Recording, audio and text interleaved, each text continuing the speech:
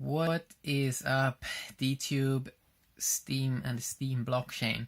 Today I want to talk a little bit about this that I wrote down over here, and it is the opportunity cost of using fiat and thoughts about debit/credit cards in a smartphone world. Okay, so let's talk a little bit about that. First of all, what I mean with opportunity cost of using fiat. Well, it's kind of simple actually.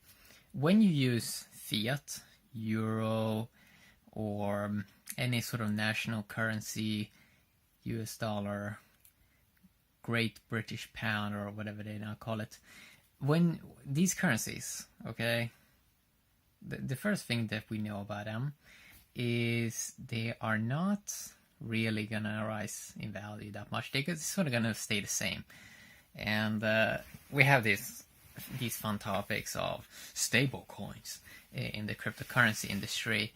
And I mean, in the long run, I don't really think most people are gonna care that much, because when they sort of see this industry sort of has bottomed out, then you don't really need a stable currency, right? Because most people eventually, the value is going to flow into the cool projects that has sort of already bottomed out. And I'm not a financial advisor, but you know, when you are in this industry a longer time, eventually you sort of see that, well, I don't really think it's going to go that much lower, because you sort of see the trend over a few years, and you know that sort of if it would go really, really low, a lot of people are just going to buy up that super low price. But there is sort of like a bottom, and the opportunity cost is basically like this.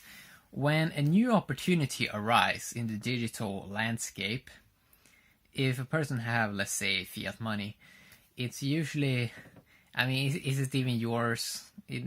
Because it's probably in some bank account somewhere, and it's not really like you. Like, if you're gonna move that value, someone's gonna see it. And it's gonna feel a little bit weird, because you probably feel that someone is sort of watching it or whatever.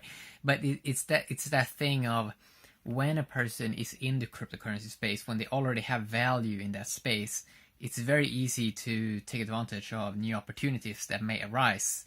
That, let's say, a new project comes out. It's very easy to go from digital to more digital. It sort of is as when you are in the crypto landscape, you have access to thousands of projects that you can look at. And when a person sort of is holding fiat, they don't really look at the world, I would say, in the same way. They sort of feel more, it's more scarcity based, because the value sort of, it moves slower. You probably have to, if you need to log into a place where you have that value, you probably need to use some kind of weird PIN code and sort of verify your identity or something like that. It sort of is, there's a lot of steps, there's a lot of gateway keeping, which makes it so a person sort of is detached in a way from sort of like the value that they have, and the way they relate to that value is sort of different. It is sort of as, whoa, this is something real, this is money, this is what we call money. But when you're in the token world, you sort of realize, well, the concept of money, it's just trade, okay? We're just exchanging something for something else. It's not this magical, scarce money.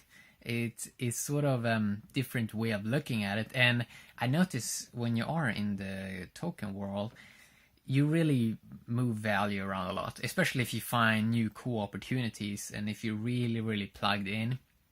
And because you see that the smarter you become, the more knowledge you get, you sort of start to get the grip of what has value, what is not valuable, what has potential value, and so on. It's really less about, even though many people are talking about it, that it's about hold.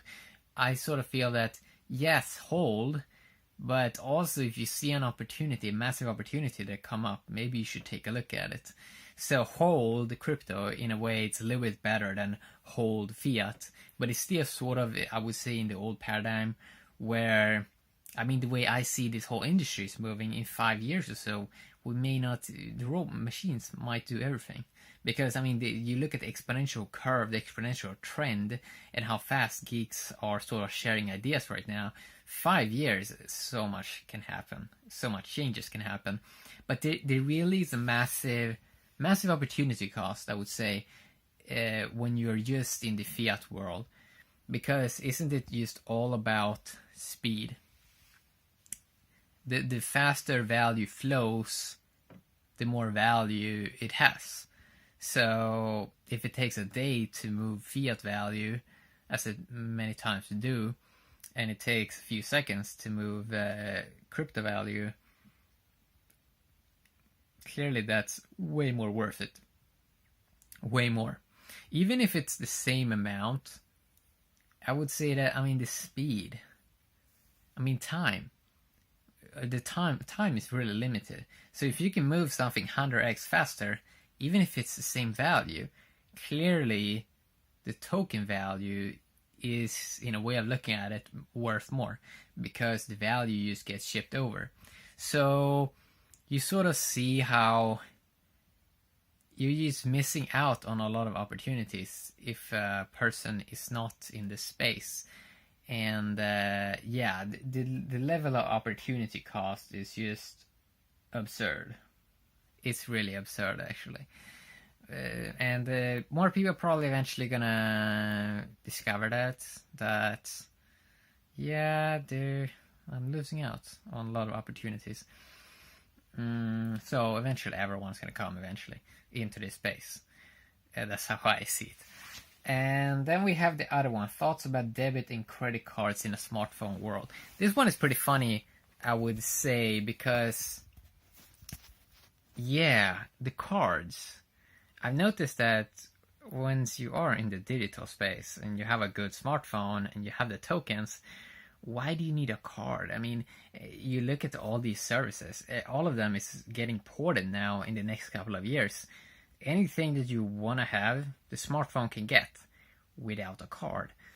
And I really don't think we're going to use this card in a few years, because people that are the young generations, they're going to use their smartphone, and it just feels weird to have a card. Why do a person need a card when I have a smartphone that can do everything? And it is sort of like a generation shift, of course.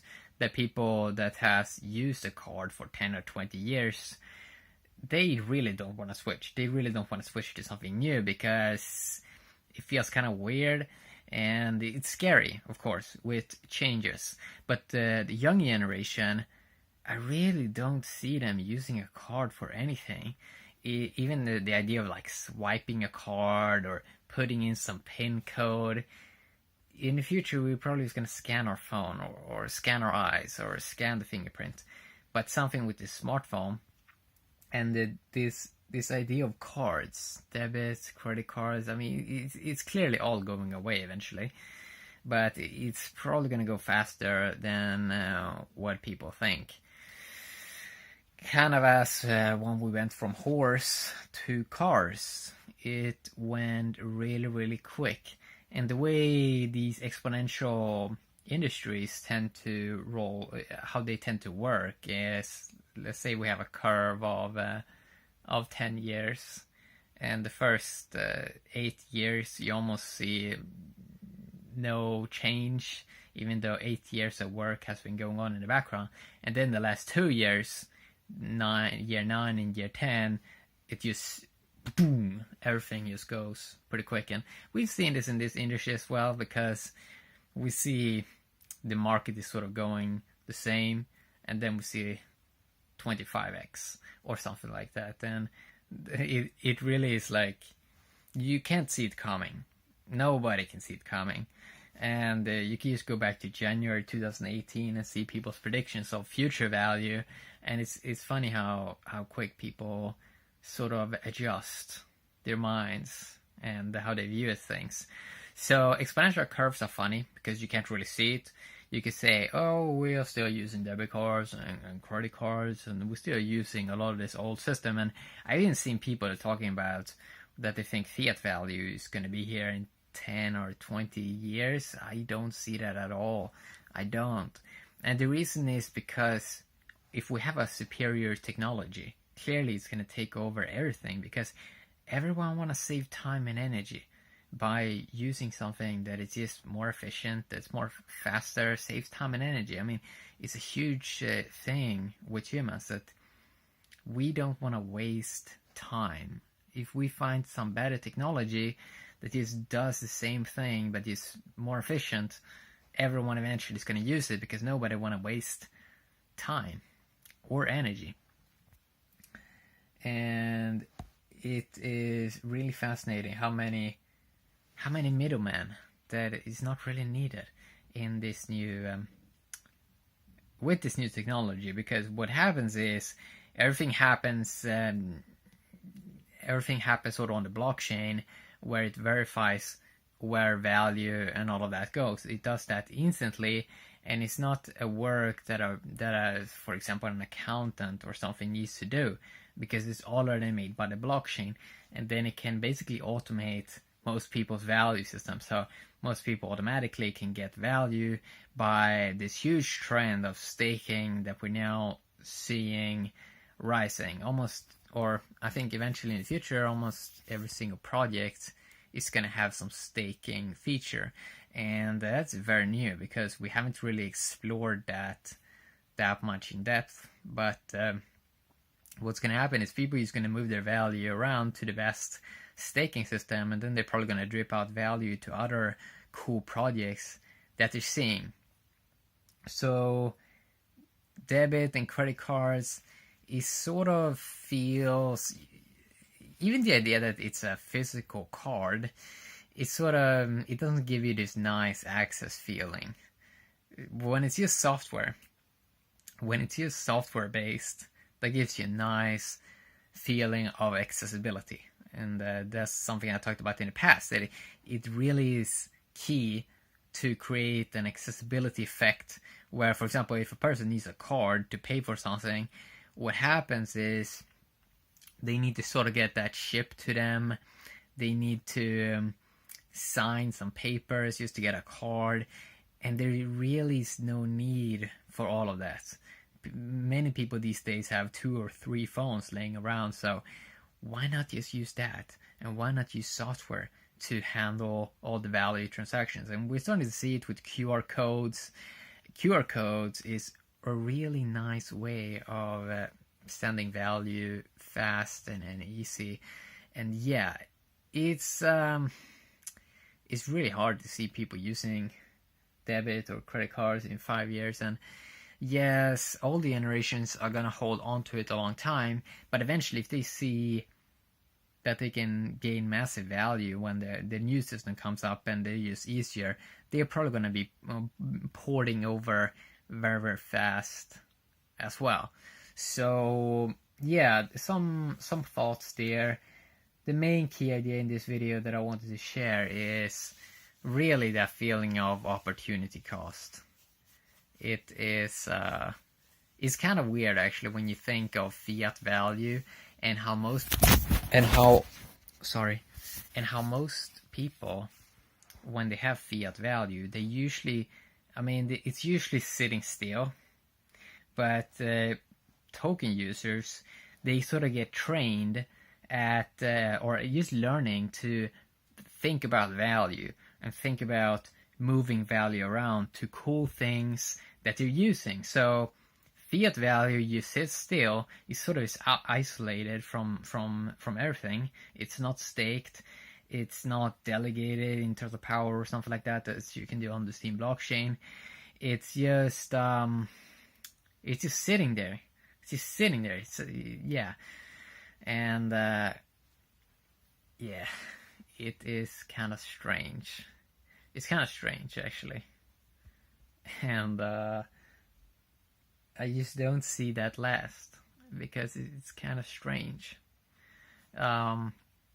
So it's that it's going to take some time to sort of shift stuff around. For example, a lot of people eventually is gonna say, can I just not pay you in crypto, or can I not get my salary in crypto?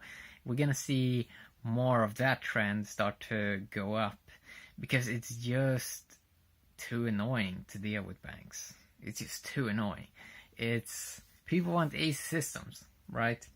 Easy systems, and they want systems that gives accessibility. And it's weird when you talk to companies and you sort of tell them, well, can I not get paid in this new token?